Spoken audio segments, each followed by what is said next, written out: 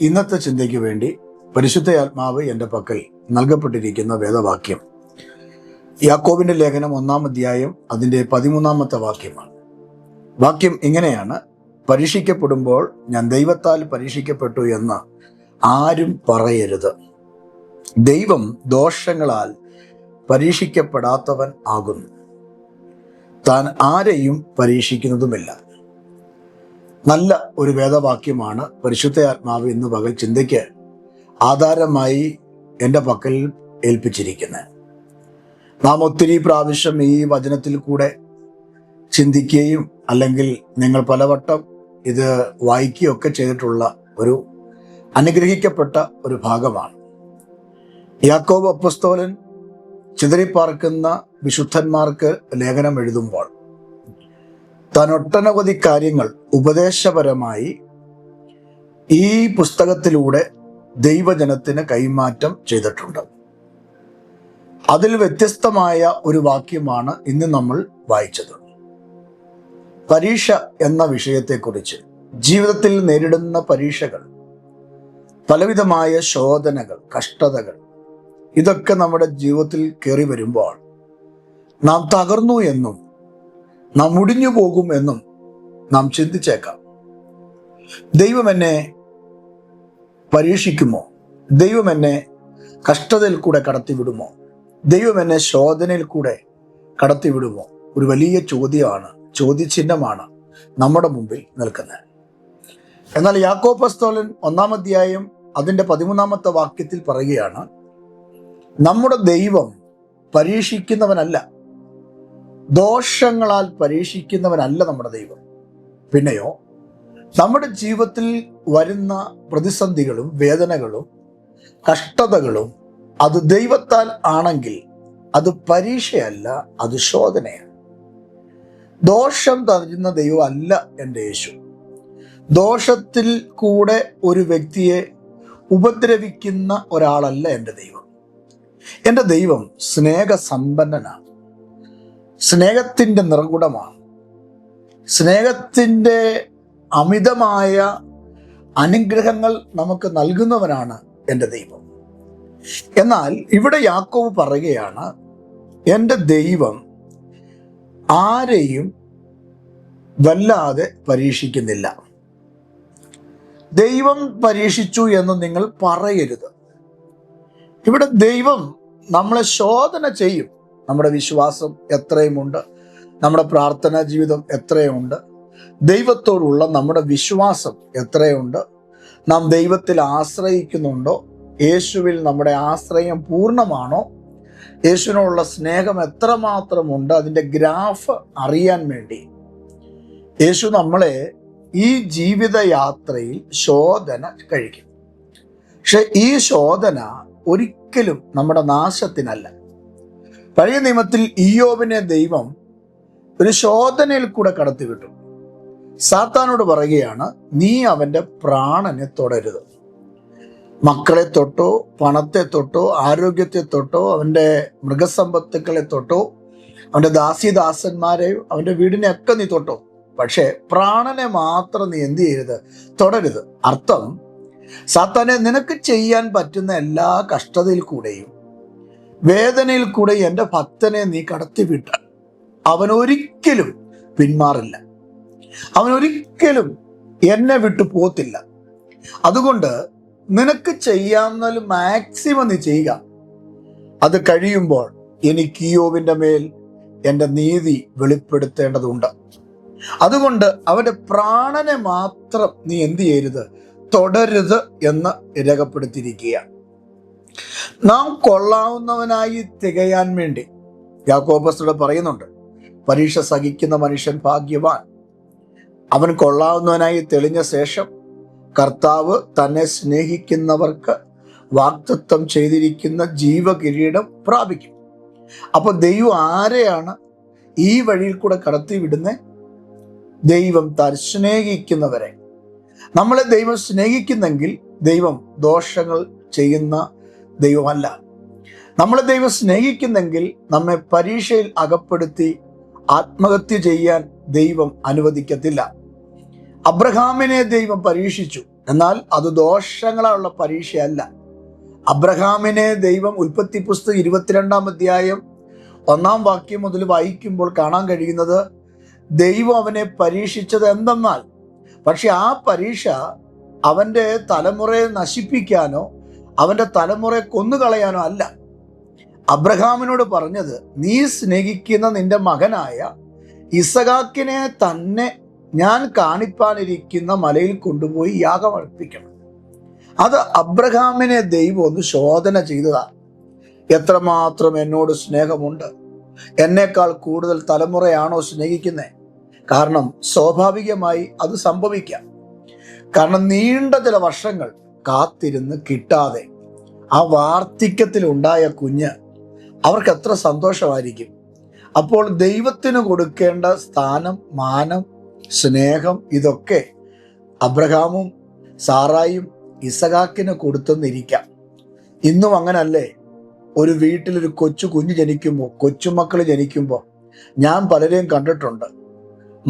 മകൾക്കോ മകനോ ഒരു കുഞ്ഞ് ജനിച്ചു കഴിയുമ്പോൾ ആ കുഞ്ഞിൻ്റെ പേരിൽ യോഗം മുടക്കുന്നവരെ എനിക്കറിയാം, ആരാധനയ്ക്ക് വരാത്തവരെ എനിക്കറിയാം.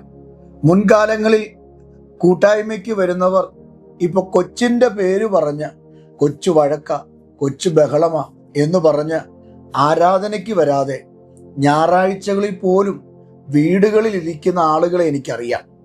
എന്നാൽ ഒരു കാര്യം ഞാൻ ആത്മാവി പറയാം, അബ്രഹാമും അങ്ങനത്തെയാണെന്ന് ഞാൻ അങ്ങ് ചിന്തിക്കുക. കാരണം കാത്തിരുന്ന് കാത്തിരുന്ന് കൊതിച്ചു കിട്ടിയതല്ലേ അബ്രഹാമിന്റെ സന്തതിയെ.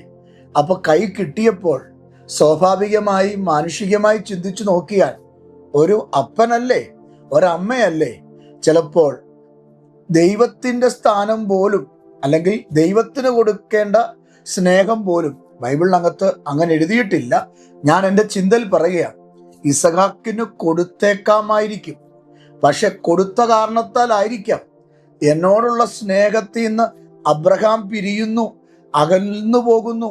ആ സ്നേഹം എനിക്കൊന്ന് പരീക്ഷിക്കണം എന്ന് വെച്ചുകൊണ്ടായിരിക്കാം അബ്രഹാമിനെ ഈ ശോധനയിൽ കൂടെ, ഈ പരീക്ഷയിൽ കൂടെ ദൈവം കടത്തിവിട്ടത്. അതുകൊണ്ടാണ് അബ്രഹാമിനോട് ദൈവം വ്യക്തമായിട്ട് പറഞ്ഞത്, നീ സ്നേഹിക്കുന്ന നിന്റെ മകനായ ഇസഹാക്കിനെ തന്നെ എന്ന് പറഞ്ഞാൽ ഇസ്മായേലിനെ നീ കൊണ്ടുവരരുത്. നീ സ്നേഹിക്കുന്ന ഇസഹാക്കിനെ തന്നെ നീ കഴിക്കണം.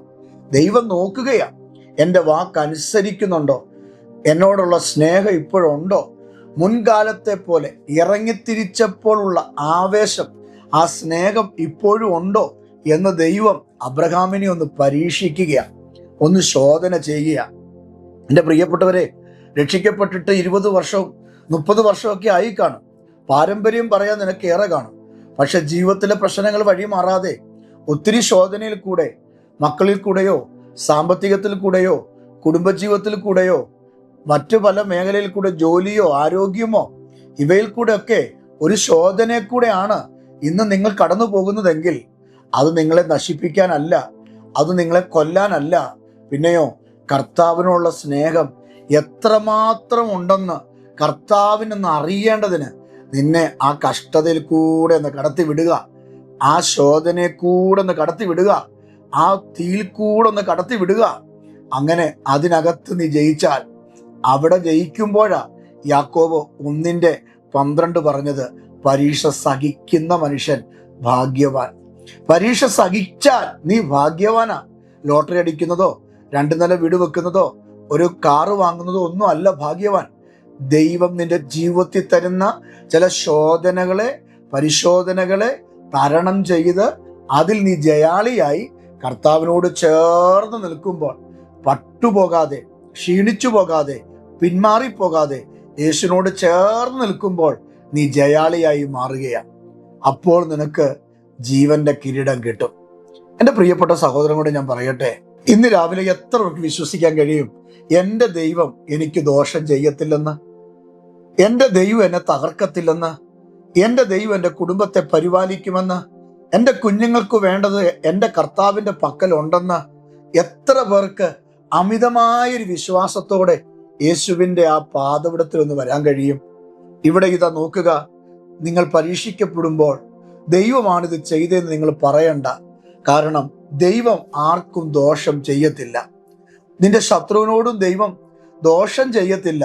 നമ്മൾ പറയും, എൻ്റെ ശത്രുവിനോട് ദോഷം ചെയ്യണേ, അവനെ ഒന്ന് അടിക്കണേ, അവനെ ഒന്ന് കിടപ്പിലാക്കണേ, അവനെ ഒന്ന് പരിശോധിക്കണേ, ദൈവം ഒന്ന് തൊടണേ എന്നൊക്കെ പറഞ്ഞ് പ്രാർത്ഥിക്കുന്ന ആളുകളെ ഞാൻ കണ്ടിട്ടുണ്ട്. എൻ്റെ പ്രിയപ്പെട്ടവരെ, ദൈവം ദോഷങ്ങളാൽ ഒന്നും ചെയ്യത്തില്ല. അഥവാ ദൈവം അടിച്ചാൽ, അഥവാ ദൈവം രോഗം തന്നാൽ, അഥവാ കടത്തിൽ കൂടെ ദൈവം കടത്തി വിട്ടാൽ, അഥവാ ചില പ്രയാസങ്ങൾ മാനസികമായ തകർച്ചയിൽ കൂടെ ദൈവം നിന്നെ കടത്തി വിട്ടാൽ, അത് നിന്നെ നശിപ്പിക്കാനല്ല, യേശുവിനോട് നിന്നെ ചേർത്ത് വെക്കാൻ. പത്രോസ് പടക് മുഴുവനും കാലിയായപ്പോൾ ആ കാലിയായതിൻ്റെ അർത്ഥം യേശുവിന് പത്രോസിനെ വേണമായിരുന്നു. രാത്രി മുഴുവനും അധ്വാനിച്ചിട്ട് ഒരു മീനെ പോലും കിട്ടാതെ പത്രോസ് കരയ്ക്ക് വന്നെങ്കിൽ ആ കരയ്ക്ക് വന്നതിൻ്റെ പുറകിൽ എൻ്റെ ദൈവത്തിൻ്റെ കരമായിരുന്നു. കാര്യം പത്രോസിൻ്റെ പടകിൽ കയറാനുള്ള മത്സ്യം ആ കടലിൽ ഇല്ലാഞ്ഞതുകൊണ്ടല്ല, പക്ഷേ ആ കടലിലെ മത്സ്യങ്ങളോട് ദൈവം കൽപ്പിച്ചു പത്രോസിൻ്റെ പടകിൽ കയറരുതെന്ന്. പത്രോസിൻ്റെ പടക് ശൂന്യത വരുത്തി. എന്തിന്? പത്രോസിനെ ദൈവത്തിന് വേണമായിരുന്നു, യേശുവിന് പത്രോസിനെ വേണമായിരുന്നു. അതുകൊണ്ട് എന്ത് ചെയ്തു? പത്രോസിൻ്റെ പടകൊന്ന് ശൂന്യമാക്കി. അതിനുശേഷം യേശു ആ പടകിൽ ഒന്ന് കയറിയപ്പോൾ, പത്രോസിൻ്റെ ഹൃദയത്തിലേക്ക് യേശു ഒന്ന് കയറിയപ്പോൾ, എവിടെയാണോ ശൂന്യത വന്നത് ആ ശൂന്യത നികത്തി പത്രോസിനെ വീട്ടിലേക്ക് അയച്ച ഒരു നല്ല കർത്താവിനെ നിങ്ങൾ മറക്കരുത്. എൻ്റെ പ്രിയപ്പെട്ട സഹോദരനോട് ഞാൻ പറയട്ടെ, ഇന്ന് നിങ്ങൾ അനുഭവിക്കാത്ത ചില ശൂന്യതകൾ, ഞെരുക്കങ്ങൾ, വേദനകൾ നിങ്ങളെ വല്ലാതെ അലട്ടുന്നെങ്കിൽ, പത്രോസിനെ പോലെ രാത്രി മുഴുവനും അധ്വാനിച്ചിട്ട് ഒന്നും കിട്ടാതെ പരാജയപ്പെട്ട ഒരു ജീവിതമാണ് നിങ്ങൾ നയിക്കുന്നതെങ്കിൽ, ഒറ്റ വഴിയേ ഉള്ളൂ നിങ്ങൾക്ക് വിടുതൽ പ്രാപിക്കാൻ. അത് നസറേനായ യേശുവിൻ്റെ മുമ്പിൽ മാത്രമാണ്. യേശു പറയുന്നത് കേൾക്കുക, യേശു നിന്നോട് എന്ത് കൽപ്പിക്കുന്നു അതനുസരിക്കുക, യേശുവിന് വേണ്ടി ജീവിതം സമർപ്പിക്കുക. നിന്റെ ശൂന്യതകൾ, നിന്റെ വേദനകൾ ദൈവം മാറ്റും. പരീക്ഷ ദൈവം എടുത്തു കളയും. ഇവിടെ യേശു കർത്താവിനെ കുറിച്ച് അവൻ എബ്രായ ലേഖനത്തിൽ പറഞ്ഞിരിക്കുന്ന ഒരു വാക്യം, എബ്രായ ലേഖനം 4-ാം അധ്യായം അതിൻ്റെ 15-ാമത്തെ വാക്യം, നമുക്കുള്ള മഹാപുരോഹിതൻ നമ്മുടെ ബലഹീനതകളിൽ സഹതാപം കാണിപ്പാൻ കഴിയാത്തവനല്ല. എബ്രായ ലേഖനം കർത്താവിൻ്റെ ദാസൻ എഴുതുമ്പോൾ പറയുകയാണ്, നമുക്കുള്ള മഹാപുരോഹിതൻ ആർക്കാണ്? അല്ലെങ്കിൽ ആരാണ് നമ്മുടെ മഹാപുരോഹിതൻ? നമ്മുടെ വാഴ്ത്തപ്പെട്ട കർത്താവായ യേശു ക്രിസ്തുവാണ്. എന്നാൽ യേശു ക്രിസ്തുവിനെ പറ്റി പറയുകയാണ്, നമ്മുടെ ബലഹീനതകളിൽ സഹതാപം കാണിപ്പാൻ കഴിയാത്തവനല്ല. നമുക്ക് ബലഹീനത വരുമ്പോൾ, നമ്മുടെ ജീവിതത്തിൽ ക്ഷീണം വരുമ്പോൾ, നമ്മുടെ ജീവിതത്തിൽ പരീക്ഷകൾ കടന്നു വരുമ്പോൾ നമ്മളെ ദൈവം ഒരിക്കലും ഉപേക്ഷിക്കുന്നില്ല. അതാണ് ലേഖനകർത്താവ് പറയുന്നത്. എൻ്റെ ദൈവം നമ്മളെ പുറന്തള്ളുകയില്ല, പുറങ്കാല് കൊണ്ട് ചവിട്ടി നമ്മളെ എറിയത്തില്ല. പകരം നമ്മുടെ ദൈവം നമ്മളോട് എന്ത് ചെയ്യും? സഹതാപം കാണിക്കും. അപ്പൊ ജീവിതത്തിൽ പരീക്ഷ അനുഭവിക്കുന്ന, ജീവിതത്തിൽ ഞെരുക്കം അനുഭവിക്കുന്ന, ജീവിതത്തിൽ രോഗാവസ്ഥയെ കൂടെ കടന്നു പോകുന്ന, പരാജയത്തിൽ കൂടെ കടന്നു പോകുന്ന ചില വ്യക്തികളെ നോക്കി ഞാൻ ഇന്ന് പകൽ ദൂത് പറയുകയാണ്. എന്താണ് ദൈവത്തിന്റെ ദൂത്? ദൈവം നിന്നോട് സഹതാപം കാണിക്കും. ചേട്ടൻ അനിയനോട് സഹതാപം കാണിക്കുന്നതിനേക്കാൾ, അപ്പൻ അമ്മയോട് സഹതാപം കാണിക്കുന്നതിനേക്കാൾ, മാതാപിതാക്കൾ കുഞ്ഞുങ്ങളോട് സഹതാപം കാണിക്കുന്നതിനേക്കാൾ, ഒരു കൂട്ടുകാരൻ തൻ്റെ മറ്റൊരു കൂട്ടുകാരനോട് സഹതാപം കാണിക്കുന്നതിനേക്കാൾ എത്രയോ പാതി മടങ്ങ് നിന്റെ ജീവിതത്തിൽ ഏതെങ്കിലും ബലഹീനതകൾ, കഷ്ടതകൾ, പരിശോധനകൾ നേർക്കുനേരെ കടന്നു വന്ന് പിടിച്ചു നിൽക്കാൻ കഴിയാത്ത അവസ്ഥയിൽ നിന്റെ ഹൃദയം പൊട്ടിപ്പോകുന്ന, വേദനിക്കുന്ന അവസ്ഥകൾ ജീവിതത്തിൽ കയറി വരുമ്പോൾ, നിന്റെ കൂടെ നിൽക്കാൻ ആരുമില്ലെങ്കിലും, സ്നേഹിക്കേണ്ടവർ സ്നേഹിക്കാതെ, കൈക്ക് പിടിക്കേണ്ടവർ കൈക്ക് പിടിക്കാതെ, ആശ്വസിപ്പിക്കേണ്ടവർ ആശ്വസിപ്പിക്കാതെ, നല്ല വാക്കു പറയേണ്ടവർ മാറി നിന്ന് നിന്നെ കുറ്റപ്പെടുത്തിയിട്ട് നിനക്കെതിരെ വിരോധമായി ഇടപെടുന്ന സമൂഹത്തിന്റെ മുമ്പിൽ നിനക്കു വേണ്ടി സഹതാപം കാണിക്കുവാൻ എൻ്റെ കർത്താവ് മതിയായവനാ. അതുകൊണ്ട് എൻ്റെ കർത്താവ് അവൻ മഹാപുരോഹിതനാണ്. പുരോഹിതൻ എന്നല്ല അവിടെ എഴുതിയിരിക്കുന്നത്, നമ്മുടെ മഹാപുരോഹിതൻ എന്ന് പറഞ്ഞാൽ പുരോഹിതന്മാരെക്കാൾ മുകളിലാണ് മഹാപുരോഹിതന്റെ സ്ഥാനം. അപ്പോൾ ദൈവം നമ്മുടെ മഹാപുരോഹിതനായി നമ്മുടെ ബലഹീനതയിൽ, നമ്മുടെ പരീക്ഷകളിൽ ഇറങ്ങി വന്നിട്ട് നമ്മളോട് സഹതാപം കാണിക്കും. അബ്രഹാം ദൈവത്തെ അനുസരിച്ചു. മകനെ കൊടുക്കുന്ന വിഷയത്തിൽ അവൻ മടി കാട്ടിയില്ല. ദൈവം കാണിച്ച മലയിൽ അവൻ ചവിട്ടിക്കേറി തൻ്റെ കുഞ്ഞിൻ്റെ യാഗപീഠം പണിതു. കുഞ്ഞിൻ്റെ കയ്യും കാലും കെട്ടി. താൻ ആ വാർദ്ധക്യത്തിൽ ഏറ്റവും കൂടുതൽ സ്നേഹിച്ച തൻ്റെ കുഞ്ഞിനെ അപ്പൻ തന്നെ കയ്യിൽ കോരിയെടുത്ത് യാഗപീഠത്തിൽ കിടത്തി. ദയനീയമായി അപ്പന്റെ മുഖത്തേക്ക്, കണ്ണിലേക്ക് നോക്കി കിടക്കുന്ന ആ കുഞ്ഞിന്റെ കണ്ണിലേക്ക് അപ്പനും നോക്കിക്കൊണ്ട് അരയിലോ മറ്റെവിടെയോ കരുതി വെച്ചിരുന്ന ആ കത്തിയെടുത്ത് ഓങ്ങാൻ തുടങ്ങുമ്പോൾ സ്വർഗത്തിലെ ദൈവം തന്നോട് സഹതാപം കാണിച്ചിട്ട് താൻ ചാടി ഇറങ്ങി അബ്രഹാമിനോട് പറയുകയാണ്, അബ്രഹാമേ, അബ്രഹാമേ, ബാലന്റെ മേൽ കൈവയ്ക്കരുത്. ഇന്ന് രാവിലെ നിന്റെ കുഞ്ഞിനോട് സഹതാപം കാണിക്കുന്ന ദൈവമുണ്ട്. നിന്റെ തലമുറയുടെ ജോലിയുടെ വിഷയത്തിൽ മാത്രമല്ല, വിദ്യാഭ്യാസ മേഖലയിൽ മാത്രമല്ല, ശരീരത്തിലെ ചില രോഗാവസ്ഥയുടെ വിഷയത്തിന്റെ മേലും സഹതാപം കാണിക്കുവാൻ എൻ്റെ ദൈവം മതിയായവനാ. കർത്താവിന്റെ മുമ്പിൽ താണാൽ, ദൈവത്തിന്റെ മുമ്പിൽ നിന്റെ ജീവിതം സമർപ്പിച്ചാൽ, നിന്നെയും നിന്റെ കുടുംബത്തെയും കൈവിടാതെ സഹതാപം കാണിച്ച് നിന്നെ മാനിക്കുവാനും സഹായിക്കുവാനും എൻ്റെ കർത്താവ് ഇന്നും ജീവിക്കുന്നു. അതുകൊണ്ട് എനിക്കൊരു മഹാപുരോഹിതനുണ്ട്. ആ പുരോഹിതൻ എൻ്റെ ബലഹീനതയിൽ എന്നോട് സഹതാപം കാണിക്കുമെന്ന് ഉറപ്പുള്ള ദൈവമക്കൾക്കായി ഞാൻ സ്തോത്രം ചെയ്യുകയാണ്. എന്നിട്ട് ലേഖകൻ പറയുക, പാപം ഒഴികെ സർവത്തിനും. ഈ മഹാപുരോഹിതനെ കുറിച്ച് പറയുകയാണ്, പാപം ഒഴികെ സർവത്തിനും നമുക്ക് തുല്യമായി, എനിക്കും നിങ്ങൾക്കും തുല്യമായി പരീക്ഷിക്കപ്പെട്ടവൻ അത്രേ നമുക്കുള്ളത്. അപ്പൊ കർത്താവ് നമ്മോട് സഹതാപം കാണിക്കുമ്പോൾ, മഹാപുരോഹിതൻ നമ്മോട് സഹതാപം കാണിക്കുമ്പോൾ, കർത്താവിനെ കുറിച്ച് അവിടെ ലേഖകൻ പറയുകയാണ്, കുഞ്ഞുങ്ങളെ, പാപമൊഴികെ, പാപത്തിൽ ദൈവം വീണിട്ടില്ല, ദൈവം പാപം ചെയ്തിട്ടില്ല, പാപം അറിയത്തില്ല, പാപം കർത്താവിൻ്റെ ഹിസ്റ്ററിക്കകത്തില്ല. പാപികൾക്ക് വേണ്ടി അവൻ വന്നതാ. അതുകൊണ്ട് പാപം അവൻ ചെയ്തില്ല.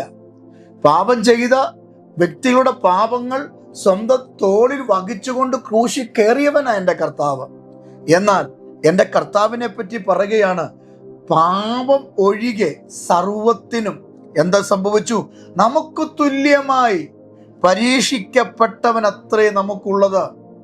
എൻ്റെ പ്രിയപ്പെട്ടവരെ, ഈ ഭൂമിയിൽ നമ്മൾ ഏതൊക്കെ വിഷയങ്ങളിൽ പരീക്ഷിക്കപ്പെട്ടിട്ടുണ്ടോ, നമ്മൾ ഏതൊക്കെ വിഷയങ്ങളിൽ ശോധന ചെയ്യപ്പെട്ടിട്ടുണ്ടോ, അതെല്ലാം, ഒന്നുകൂടെ പറഞ്ഞാൽ, പാപം മാറ്റി വെച്ചിട്ട് ബാക്കി എന്തൊക്കെ ഈ ഭൂമി പരീക്ഷകളും ശോധനകളും ഉണ്ടോ അതെല്ലാം എൻ്റെ അപ്പച്ചൻ സഹിച്ചു. എന്നിട്ട് ആ കർത്താവ് പറയുകയാണ്, നിങ്ങളുടെ ബലഹീനതയിൽ ഞാൻ തുണ നിൽക്കും. കാരണം ഞാൻ ഈ ലോകത്തെ ജയിച്ചു. നിങ്ങൾക്ക് ഈ ലോകത്തിൽ കഷ്ടമുണ്ട്, നിങ്ങൾക്ക് ഈ ലോകത്തിൽ പരീക്ഷയുണ്ട്, നിങ്ങൾക്ക് ഈ ലോകത്തിൽ വേദനയുണ്ട്. എന്നാൽ ഒരു കാര്യം കുഞ്ഞുങ്ങളെ, നിങ്ങൾ നിരാശപ്പെടേണ്ട. എന്നെ കേൾക്കുന്നതിന് ശ്രദ്ധിക്കൂ, നിരാശപ്പെടേണ്ട. യേശു അതിന് നമുക്ക് മുമ്പേ അവൻ അതിനെ ജയിച്ചു കഴിഞ്ഞു. നമുക്ക് മുമ്പേ യേശു അതിന് ജയം പ്രാപിച്ചു കഴിഞ്ഞു. അതുകൊണ്ട് ഇന്ന് രാവിലെ എൻ്റെ പ്രിയപ്പെട്ട സഹോദരങ്ങളോട് ഞാൻ പറയാം, നമുക്ക് സകലത്തിനും യേശു പരീക്ഷിക്കപ്പെട്ടതുകൊണ്ട് പരീക്ഷ സഹിക്കുന്ന മനുഷ്യൻ ഭാഗ്യവാനായി. മത്തായിയുടെ സുവിശേഷം 4-ാം അധ്യായം 1-ാം വാക്യം മുതൽ താപ്പോട്ട് വായിക്കുമ്പോൾ യേശു ക്രിസ്തു നമുക്ക് വേണ്ടി ഈ ഭൂമിയിൽ വന്നിട്ട് സാത്താനാൽ പരീക്ഷിക്കപ്പെടുന്നത് കാണാൻ കഴിയും. 40 ദിനരാത്രങ്ങൾ ഉപവാസം കഴിഞ്ഞ് എഴുന്നേൽക്കുമ്പോൾ സാത്താൻ ഏദനിൽ വെളിപ്പെട്ട അതേ രൂപത്തിലും ഭാവത്തിലും ഇഴഞ്ഞ് പാമ്പെന്ന നിലയിൽ യേശുവിൻ്റെ അടുക്കൽ ചെന്ന് യേശുവിനെ കല്ലു തീറ്റിക്കുവാനും ഒരു വലിയ ഉയർന്ന സ്ഥലത്ത് കൊണ്ടുപോയി തള്ളിയിടാനും ഒക്കെ നോക്കിയപ്പോൾ യേശു ആ പരീക്ഷയിൽ നിന്ന് ജയം പ്രാപിച്ചു. അപ്പൊ നോക്കിക്കേ, പാപമൊഴികെ സകലത്തിലും എൻ്റെ കർത്താവ് ജയം പ്രാപിച്ചു. ജയം പ്രാപിച്ച കർത്താവ് ഇന്ന് രാവിലെ ഈ സന്ദേശം കേൾക്കുന്ന പ്രിയപ്പെട്ടവരോട് എൻ്റെ അധരത്തിൽ കൂടെ നിങ്ങളോട് പറയുകയാണ്, ഈ വചനത്തിൽ കൂടെ നിങ്ങളോട് പറയുകയാണ്, ജീവിതത്തിൽ പരീക്ഷകൾ വരുമ്പോൾ അവ നിങ്ങൾക്ക് ഒരു ദോഷവും വരുത്തത്തില്ല. എൻ്റെ ദൈവം അത് അനുവദിക്കത്തില്ല. എൻ്റെ ദൈവം അങ്ങനെ ചെയ്യത്തില്ല. കാരണം യാക്കോബ് പറയുന്നു, എൻ്റെ ദൈവം ദോഷങ്ങളാൽ പരീക്ഷിക്കുന്നവൻ അല്ല. പിശാച് ദോഷങ്ങളാൽ പരീക്ഷിക്കും. പിശാച് നിന്റെ ആരോഗ്യത്തെ കെടുത്തും, നിന്റെ സമ്പത്തിനെ നശിപ്പിക്കും, നിന്റെ വീടിനെ മുടിച്ചു കളയും, നിന്റെ കുഞ്ഞുങ്ങളുടെ ഭാവി അടച്ചു കളയും, നിന്റെ ജോലി ഇല്ലാതാക്കും, നിന്നെ വേണമെങ്കിൽ പിച്ചപാത്രം എടുപ്പിച്ച് വഴി കൂടെ നിന്നെ നടത്തിയെന്ന് വരും. എന്നാൽ എൻ്റെ യേശു അങ്ങനെ ചെയ്യില്ല. എൻ്റെ യേശു ആരെയും തകർക്കത്തില്ല. എൻ്റെ യേശു ആരെയും വഴിയാധാരമാക്കത്തില്ല. യേശുവിൻ്റെ അടുക്കൽ വന്ന സകലരെയും ചേർത്ത് വെച്ചിട്ട് സ്ഥിതിക്ക് വ്യത്യാസം വരുത്തി ഈ ഭൂമിയിൽ മാനിക്കും, ഈ ഭൂമിയിൽ ഉയർത്തും. ശേഷം അവന്റെ സിംഹാസനത്തോട് ചേർത്ത് നമ്മളെയും കൂട്ടിപ്പണിയും. അങ്ങനെയെങ്കിൽ ഇന്ന് രാവിലെ എൻ്റെ പ്രിയപ്പെട്ട സഹോദരങ്ങളോട് ഞാൻ പരിശുദ്ധ ആത്മാവിൽ പറഞ്ഞ് ഇങ്ങനെ പ്രാർത്ഥിക്കട്ടെ. ഇന്ന് ഞാൻ നിങ്ങളോട് പറയുന്ന ദൂത് നിങ്ങൾ ശ്രദ്ധിക്കൂ. നിങ്ങൾ നിരാശപ്പെടേണ്ട, നിന്റെ കൊച്ചിനൊരു ദോഷവും വരത്തില്ല. നിങ്ങൾ നിരാശപ്പെടേണ്ട, നിങ്ങളുടെ ജോലിക്ക് ഒരു ദോഷവും വരത്തില്ല. നിങ്ങൾ നിരാശപ്പെടേണ്ട, നിങ്ങളുടെ കുടുംബജീവിതത്തിൽ ഒരു ദോഷവും വരത്തില്ല. നിങ്ങൾ സന്തോഷത്തോടെ ജീവിക്കും, സമാധാനത്തോടെ ജീവിക്കും. ആരെങ്കിലും നിന്റെ കുടുംബജീവിതം തകർക്കാൻ നോക്കിയാൽ, നിന്റെ ജോലി ഇല്ലായ്മ ചെയ്യാൻ നോക്കിയാൽ, അത് സാത്താന്റെ തന്ത്രമാണ്, ദൈവത്താൽ അല്ല. ദൈവം ദോഷം ചെയ്യത്തില്ല. അഥവാ ദൈവം നിന്നെ ശോധന ചെയ്താൽ അത് എന്നേക്കും ഇരട്ടി മാനത്തിനും അനുഗ്രഹത്തിനുമായിരിക്കും.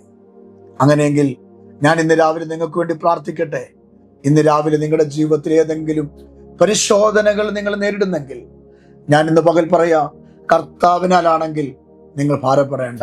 കർത്താവ് ദോഷം ചെയ്യത്തില്ല. തകരുമെന്ന് നിങ്ങൾക്ക് തോന്നിയേക്കാം, ഈ കപ്പൽ ഉടഞ്ഞു പോകുമെന്ന് നിങ്ങൾക്ക് തോന്നിയേക്കാം. പൗലോസും കൂട്ടരും സഞ്ചരിച്ച യാത്രയിൽ കാറ്റ് വന്നു. പകലേതാ രാത്രി എന്താണെന്നറിയാൻ കഴിയാതെ പടക് മുങ്ങുമാറ് പ്രശ്നങ്ങൾ വന്നപ്പോഴും പൗലോസിനോട് ദൈവം പറഞ്ഞു, നിനക്കൊരു കേടും വരത്തില്ല, നിന്റെ കൂടെയുള്ളവർക്ക് ഒരു കേടും വരത്തില്ല, നിങ്ങൾ മറുകര കാണും. ഇന്ന് രാവിലെ നിങ്ങളോട് പറയട്ടെ, ജീവിതത്തിൽ മറുകര കാണിക്കാതിരിക്കാൻ, അക്കരെ കൊണ്ടുപോകാതിരിക്കാൻ, ഗതി പിടിപ്പിക്കാതിരിക്കാൻ പിശാച് തിരമാലയും ഓളങ്ങളും നിനക്ക് നേരെ അഴിച്ചുവിടുമ്പോൾ ആദ്യം ചിലപ്പോൾ ചെറിയ ചെറിയ മന്ദമാരുതൻ കാറ്റ് പോലെയായിരിക്കും. പിന്നത്തേതിൽ അത് കൊടുങ്കാറ്റായി നിന്നെ വീശിയടിക്കുമ്പോൾ നീ മുടിഞ്ഞു പോകുവാൻ, തകർന്നു പോകുവാൻ അനുവദിക്കാതെ നിനക്ക് വേണ്ടതെല്ലാം കരുതി നിന്നെ ഉയർത്തുവാൻ എൻ്റെ കർത്താവ് ജീവിക്കുന്നു. അങ്ങനെയെങ്കിൽ ഞാൻ നിങ്ങൾക്ക് വേണ്ടി പ്രാർത്ഥിക്കാം. നിരാശപ്പെടണ്ട, ദൈവം നിങ്ങൾക്ക് ദോഷം ചെയ്യത്തില്ല. ഞാൻ വിശ്വസിക്കുന്ന എൻ്റെ യേശു നിങ്ങൾക്ക് ദോഷം ചെയ്യത്തില്ല. യേശു നിങ്ങൾക്ക് വേണ്ടി അധികം മാനത്തിന് നിങ്ങളുടെ സ്ഥിതിക്ക് വ്യത്യാസം വരുത്തി നിങ്ങളെ ഉയർത്തും. പ്രാർത്ഥിക്കട്ടെ. പരിശുദ്ധ കർത്താവേ, സ്വർഗീയ പിതാവേ, ഇന്ന് രാവിലെ ഞങ്ങളോട് പറഞ്ഞ ഈ ദൈവിക ദൂതിനായി സ്തോത്രം. ചില പ്രിയപ്പെട്ടവരോട് പരിശുദ്ധാത്മാവ് സംസാരിച്ചതിനായി സ്തോത്രം. നിരാശകൾ വഴിമാറട്ടെ, വേദനകൾ വിട്ടുമാറട്ടെ, ബന്ധനങ്ങൾ അഴിയട്ടെ, ദൈവിക പദ്ധതി വെളിപ്പെട്ടു വരട്ടെ. പിതാവിൻ്റെയും പുത്രൻ്റെയും പരിശുദ്ധാത്മാവിൻ്റെയും നാമത്തിൽ നിന്റെ കുഞ്ഞുങ്ങളുടെ മേൽ അനുഗ്രഹങ്ങളും വിടുതലുകളും വാരിച്ചൊരിയുമാറാകട്ടെ. പുത്തൻ അഭിഷേകത്താൽ നിന്റെ ദാസന്മാരെ ദാസിമാരെ കർത്താവ് നിറയ്ക്കണം. ചില വേദനയിൽ കൂടെ, പരീക്ഷയിൽ കൂടെ, കഷ്ടതയിൽ കൂടെ കടന്നു പോകുമ്പോൾ ദൈവം എന്നെ അടിച്ചു, ദൈവം എന്നെ കൊന്നു എന്ന് പറയാതെ, ദൈവം ദോഷം ചെയ്യത്തില്ല, ഇതിൻ്റെ പുറകിൽ ദൈവമുണ്ട്, ദൈവം എൻ്റെ കരം പിടിക്കും, ദൈവം എന്നെ മുങ്ങിപ്പോകാൻ അനുവദിക്കത്തില്ല എന്ന ഉറപ്പോടെ ഈ കുഞ്ഞുങ്ങളായി തീരട്ടെ. യേശുവിൻ്റെ ശക്തി ഇവരിലേക്ക് പടർന്നു കയറട്ടെ. ഇവരുടെ ജീവിതം അനുഗ്രഹമാകട്ടെ. ദൈവത്തിൻ്റെ കരങ്ങളിൽ ഞാൻ ഏൽപ്പിക്കുന്നു. പിതാവിൻ്റെയും പുത്രൻ്റെയും പരിശുദ്ധാത്മാവിൻ്റെയും നാമത്തിൽ ഈ കുഞ്ഞുങ്ങളെ ഞാൻ അനുഗ്രഹിക്കുന്ന കർത്താവേ, പ്രാർത്ഥന കേട്ടതിനായി സ്തോത്രം. യേശു അപ്പച്ചൻ്റെ പൊന്നുനാമത്തിൽ തന്നെ ആമേൻ. കർത്താവ് നിങ്ങളെ അനുഗ്രഹിക്കട്ടെ. നിങ്ങളുടെ പ്രാർത്ഥന വിഷയം ഞങ്ങൾക്ക് എഴുതുക. ഈ പ്രവർത്തനത്തെ ഓർത്ത് നിങ്ങൾ പ്രാർത്ഥിക്കുക. തീർച്ചയായും യേശു അപ്പ നിങ്ങൾക്ക് വേണ്ടി വൻ കാര്യങ്ങൾ ചെയ്യും. പ്രിയപ്പെട്ടവരെ, ദൈവത്തിൻ്റെ പക്കൽ ഉറപ്പോടെ നിൽക്കുക. ഒരു ദോഷവും എൻ്റെ കർത്താവ് നിങ്ങൾക്ക് ചെയ്യില്ല. കർത്താവ് വിശ്വസ്തൻ. ദൈവം നിങ്ങളെ അനുഗ്രഹിക്കും. അടുത്ത ദിവസം മറ്റൊരു ദൂതുമായി നമുക്ക് കാണാം. കർത്താവ് നിങ്ങളെ അനുഗ്രഹിക്കുമാറാകട്ടെ. ആമേൻ.